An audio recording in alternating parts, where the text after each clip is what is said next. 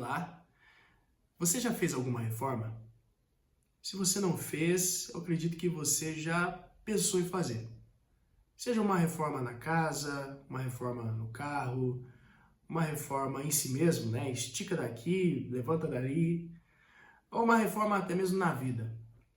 Isso porque eu costumo pensar que as reformas são inerentes ao ser humano, por causa da nossa constante reflexão sobre as coisas que fizemos, as coisas que vamos fazer, as coisas que devíamos ter feito.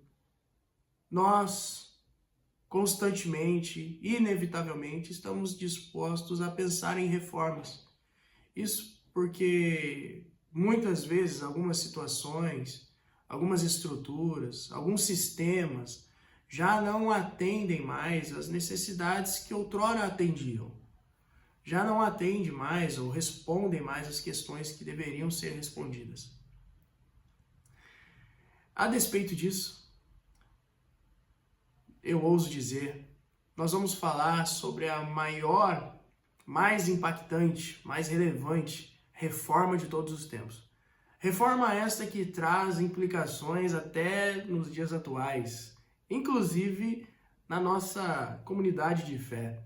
Muitos aspectos oriundos, reflexos desta reforma estão presentes no nosso cotidiano. Eu estou falando da reforma protestante.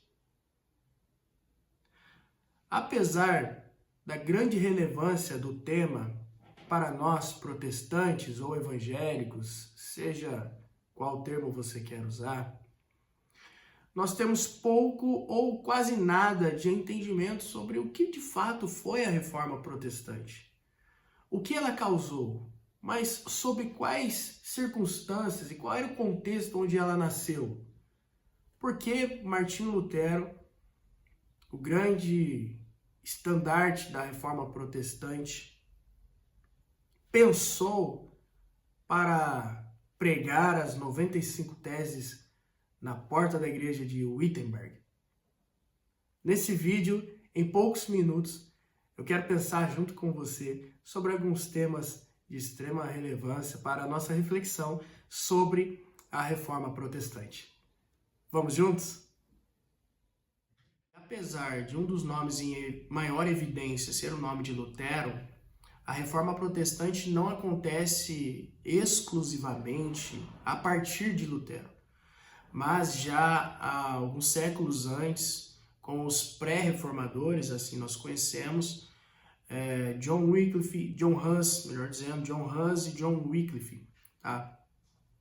Que eram pessoas que já se distinguiam, né, da hegemonia católica, tá?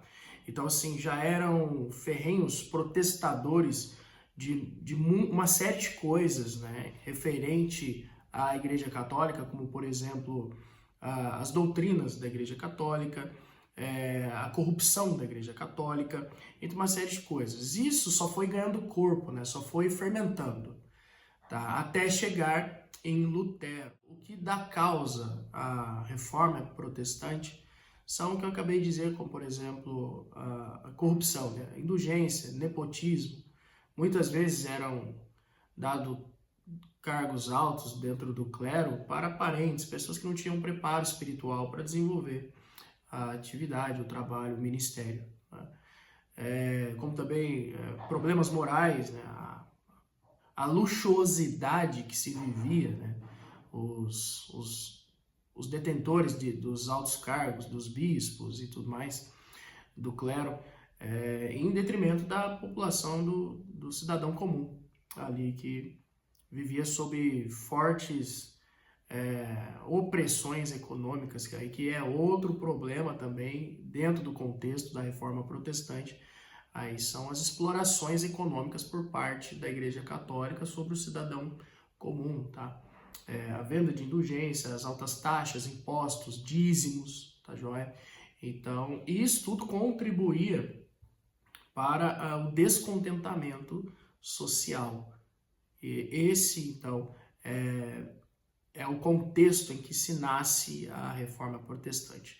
Então nós temos um contexto onde a política está instável, né? Nós temos um contexto político, por quê? Porque temos aqui a formação dos Estados-nação, onde as nações começam a querer, onde os governantes começam a querer se dissipar da autoridade papal. Nós temos aqui um contexto social, econômico, porque temos a efervescência da burguesia, a burguesia querendo crescer economicamente, né, querendo expandir economicamente, e a Igreja Católica segurava isso, até porque era pecado, né, o acúmulo de dinheiro, o acúmulo de riquezas na terra, assim, era pregado como doutrina, né? Dentre outros fatores aí que ensejaram, que deram causa à Reforma Protestante de Martinho Lutero em outubro de 1517. E é claro, as ações do reformador não ficam impunes. Quase 4 anos mais tarde, no dia 3 de janeiro de 1521, o Papa Leão X excomunga o monge agostiniano Martinho Lutero. Contudo, os efeitos da reforma não se encerram na excomungação do monge de Erfurt. O movimento é amplamente apoiado, seja por interesse ou não.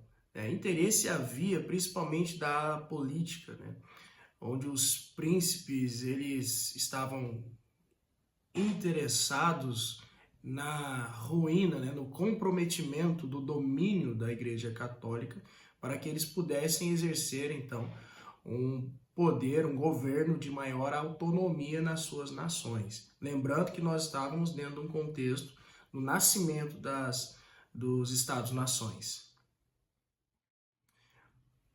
Um outro ponto positivo a favor de Lutero é a imprensa. Através da tecnologia da prensa de Gutenberg, ele teve maior poder de disseminação das suas teses, né?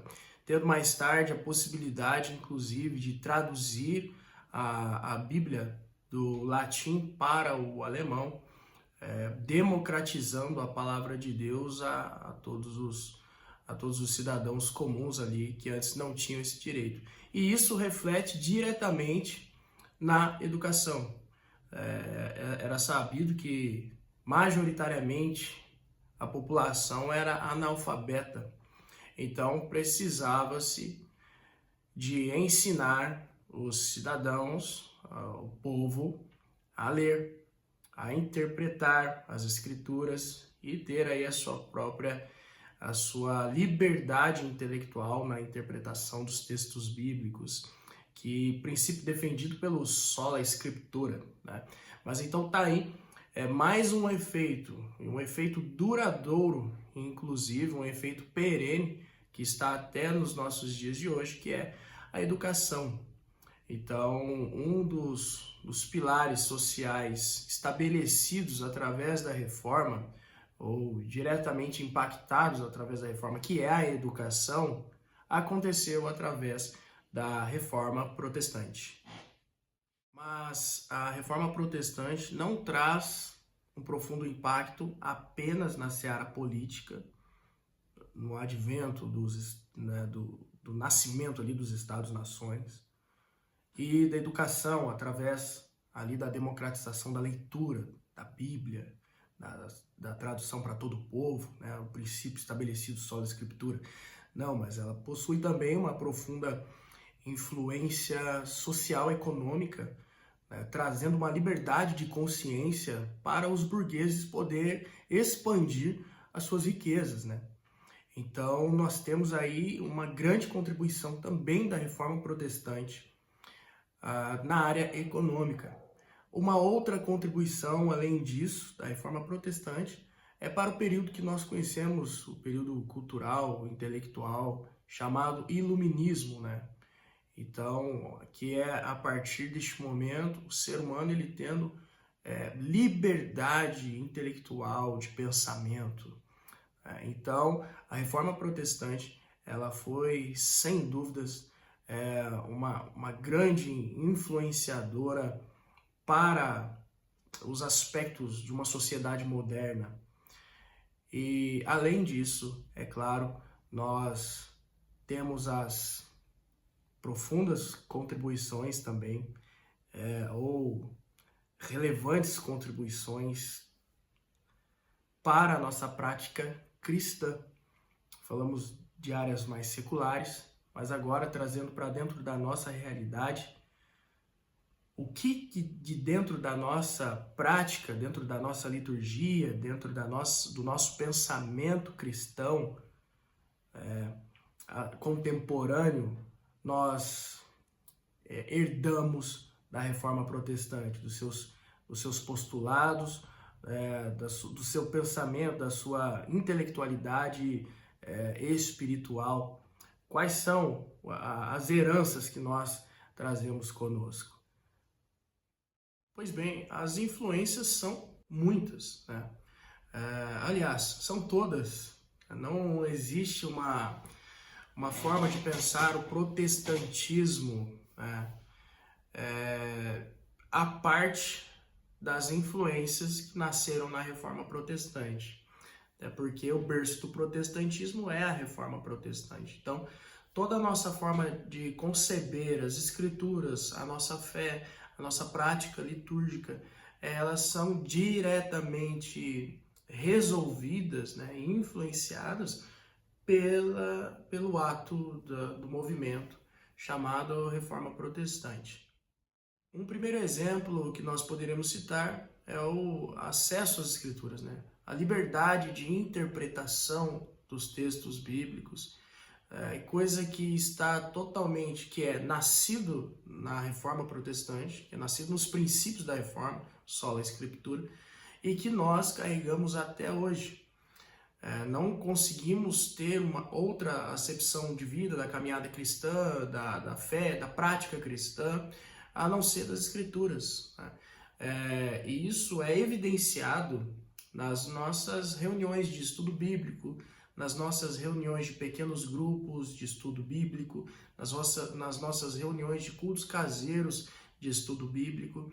Então, tá aí uma herança totalmente viva, né? E ainda muito bem estabelecida na nossa prática de fé atual. Uma outra questão, por exemplo, é a pluralidade religiosa, né? Ou pluralidade denominacional, enfim, por que existem tantas igrejas, né? Uma das causas disso acontecer é justamente o princípio de liberdade intelectual, de pensamento, de interpretação das escrituras para os movimentos cristãos, né? Então, para a criação, estabelecimento, a plantação, implantação de uma denominação, de uma constituição de uma nova comunidade de fé. Então, o porquê de existir várias igrejas, né, vem justamente aí do período da Reforma Protestante, onde se abre o leque para um entendimento para a livre interpretação, né, para a liberdade de interpretação. E a primeira causa, nós chegamos aí a essa, né, esse resultado. Tá? A diferença nos cultos, por exemplo, né, a diferença nas celebrações da Igreja Católica e das igrejas protestantes. A simplicidade defendida ali pelos primeiros reformadores, né? A simplicidade do culto, né? Onde a ênfase maior é na exposição bíblica, na exposição da palavra de Deus, né? Isso está totalmente presente nas nossas reuniões contemporâneas, né? Nossos cultos são simples, não são dotados de muitos ornamentos e outras coisas mais, apenas com a entoação de alguns cânticos e o momento ali central do culto, assim como a adoração nos cânticos, também a escritura, a exposição da escritura, a exposição das sagradas escrituras. Isso é uma herança que nós guardamos até os dias de hoje da Reforma Protestante.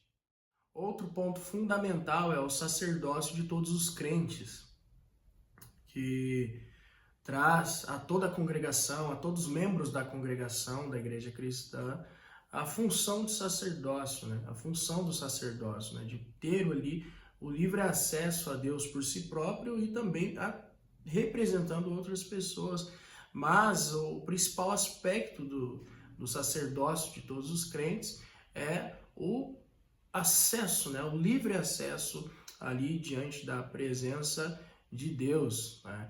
Não dependendo da hierarquização aí do catolicismo romano. A reforma protestante também provocou reformas dentro da própria Igreja Católica, né, que foi conhecido como Contra-Reforma, né? Após o movimento da Reforma, muitas coisas foram repensadas, né? A corrupção foi totalmente rechaçada, entre várias estruturas que receberam novas modificações que se estabelecem também até os dias de hoje. Uma outra influência que nós carregamos hoje é a bênção do trabalho também, né? Até então, o trabalho, o acúmulo de riquezas, conforme eu disse sobre a crise dos burgueses, né? O acúmulo de riquezas, a poupança e tudo mais, eram tidos como prática pecaminosa, né? Porque o dinheiro corrompe e tal, e tal. Mas aí, após a reforma, o pensamento da reforma protestante, não, diz que o trabalho ele é bênção, ele é a dignificação do homem, ele é abençoado por Deus, ele é a forma de Deus abençoar aí o seu povo, né? Então, hoje nós temos aí uma outra interpretação do trabalho, um incentivo, inclusive, à nossa área financeira, né? A nossa área econômica, né? Podemos fazer com livre consciência o trabalho, a expansão das nossas riquezas e tudo mais com livre consciência. Isso é também um fruto, né, que nós herdamos aí da Reforma Protestante. Concluindo, portanto, a Reforma Protestante ela trouxe um profundo impacto, né, uma profunda influência sobre as práticas religiosas, né? Como não somente, né, sobre a seara religiosa, como nós vimos, a política foi influenciada, o contexto socioeconômico foi influenciado, o contexto da educação foi influenciado, inclusive dentro da própria educação, a educação obrigatória, ela foi influenciada, a democratização da educação a todos os gêneros, tanto para homem quanto para mulher, também foi influenciada pela Reforma Protestante. Então, assim, dentro de todos os aspectos que sustentam a sociedade moderna, estão estabelecidos ou foram estabelecidos ou influenciados pelo movimento da Reforma Protestante.